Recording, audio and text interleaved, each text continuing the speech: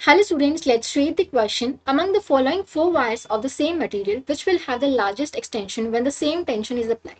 So question हमें क्या दे रखा है कि सेम मटेरियल की फोर वायर्स दे रखी है, हमें बताना है कि किसमें जो लार्जेस्ट एक्सटेंशन प्रोड्यूस होगी अगर हम सेम टेंशन अप्लाई कर रहे हैं. सो हम जानते हैं कि जो यंग मॉड्यूलस होता है हम कैसे डिफाइन करते हैं, स्ट्रेस अपॉन में स्ट्रेन.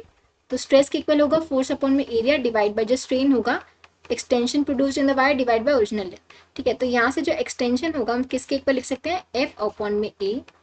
एल ऊपर जाएगा इनटू में ये वाई नीचे आ जाएगा. ठीक है, अब यहाँ से हम देख सकते हैं अगर हम सेम टेंशन अप्लाई कर रहे हैं तो एफ की वैल्यू सेम होगी और जो वाई मटेरियल सेम है तो वाई भी चारों वायर्स के लिए सेम होगा. तो जो एक्सटेंशन होगी वो डायरेक्टली प्रोपोर्शन होगी एल अपॉन ए के.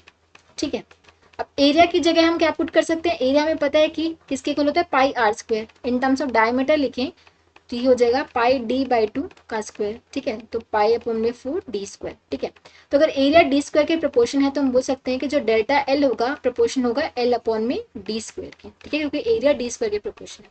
तो यहाँ से हम देख सकते हैं कि जिसके लिए एल बाई डी स्क्वायर की वैल्यू ज्यादा होगी उसके लिए जो एक्सटेंशन होगा वो भी ज्यादा होगा. ठीक है, अब वन बाई वन हम हर ऑप्शन के लिए एल बाई डी स्क्वायर की वैल्यू निकाल लेते हैं.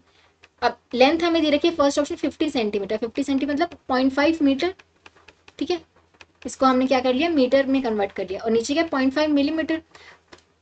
0.5 मिलीमीटर है तो इसको हम कर सकते हैं 0.5 इंटू 10⁻³ का स्क्वायर. ठीक है, सबको एक ही यूनिट्स में रखेंगे हम एसआई यूनिट्स में.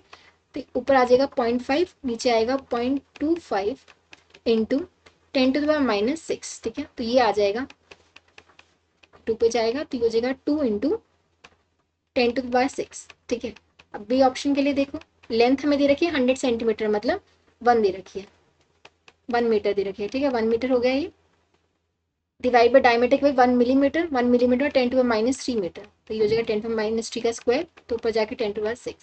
सी ऑप्शन में देखो एल बाई डी स्क्वायर की वैल्यू एल दे रखे 200 सेंटीमीटर मतलब 2 मीटर और डायमीटर 2 मिलीमीटर तो 2 इंटू 10⁻³ का स्क्वायर. ठीक है, तो ये आ जाएगा 1/2. ये आ जाएगा 0.5 इंटू 10⁻6. ऐसे डी ऑप्शन में देखें तो एल बाई डी स्क्वायर की जो वैल्यू होगी लेंथ की वैल्यू 3 मीटर है, 300 सेंटीमीटर दे रखा था राइट. तो लेंथ की वैल्यू 3 मीटर और डायमीटर में 3 मिलीमीटर दे रखा है. तो ये आएगा 1/3 इंटू 10⁻6. तो ये आएगा 0.33 इंटू 10⁻⁻6 10⁻6 ऊपर जाके. ठीक है, तो यहाँ से हम देख सकते हैं कि जिसके लिए एल बाई डी स्क्वायर की वैल्यू सबसे ज्यादा है वो ऑप्शन ए के लिए आ रही है 2 इंटू 10⁻6. तो ऑप्शन ए के लिए एक्सटेंशन सबसे ज्यादा होगी. हम बोल सकते हैं option A will be the correct answer. I hope आप सबको समझ आया होगा. Thank you so much.